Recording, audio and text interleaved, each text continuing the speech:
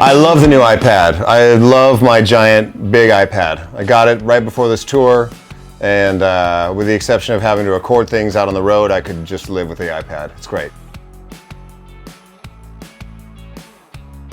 I think we recorded 40 to 50 songs to narrow it down to 15.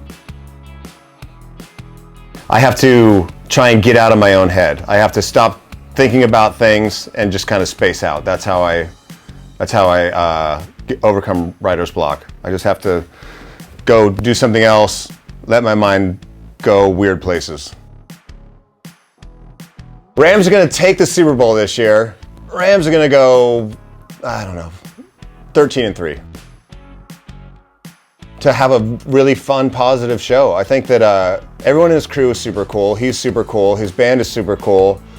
We've toured with a lot of different bands and artists and all kinds of stuff, and sometimes, you know, especially when it's co-headlining, egos can like mash, and I'm not talking about the people on stage, I'm talking about people behind the scenes, but from day one, their whole camp, our whole camp, all right, what can we do to put on the best possible show?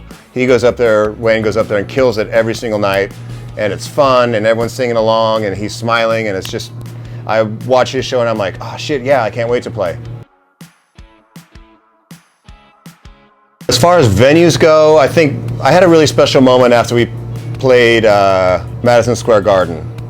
And the band had just reformed. We did this tour. We sold out Madison Square Garden. We're playing a set, and I look up and I see that iconic scoreboard there. And I walk out afterwards to the show to get something off the bus, and I look up and there's a beautiful moon in the sky, and I was like, oh, this is pretty cool.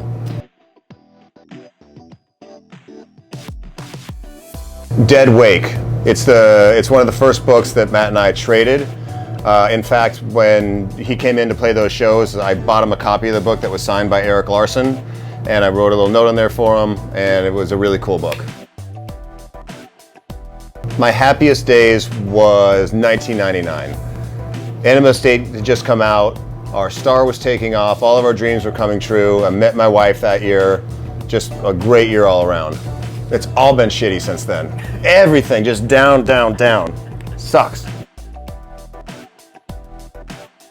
No, I don't have a love-hate.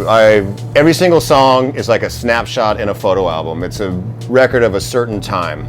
It's a record of a certain frame of mind that you were in that day when you wrote the song. So there are songs that I look back on and I'm like, that's pretty juvenile. I wish I would have sung that better. I wish I would have written a better lyric here. But at the same time, it's like when you look back on your junior high pictures and you're like, fuck, I really put it out there.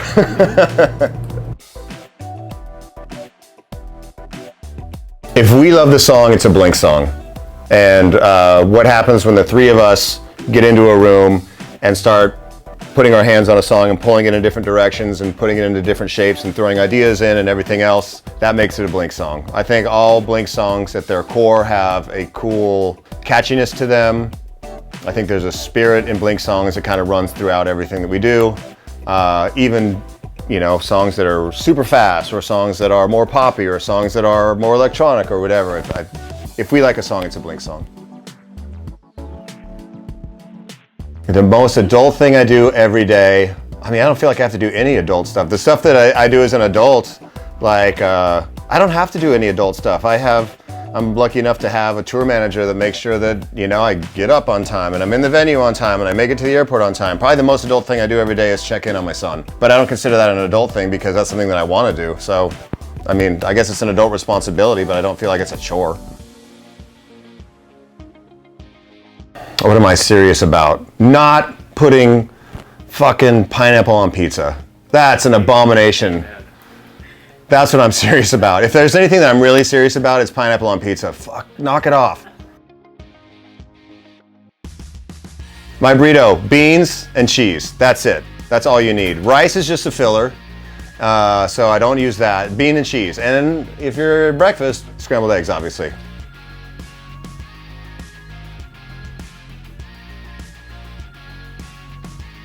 Nothing is ever off the table with Blink-182, but it's not something that we've talked about. Oh, no, I took a picture of when we play Aliens Exist on tour, we threw out these inflatable aliens, and I was backstage one time, and they were just all lined up, and so I took a picture of it, and I put it up online and just said, damn, Tom was right. But it wasn't meant as a troll, it was like a wink and a nod, and, you know, there's no bad blood right now. London, Sydney, Toronto, New York. Those are the places. Wow, it would depend on New York. I feel like New York is, growing up in California, you used to just having a little more space in your everyday life, just walking space, parking space, you know, what your living space, everything. So maybe New York might be a little difficult for me. Today, it's Dark Side.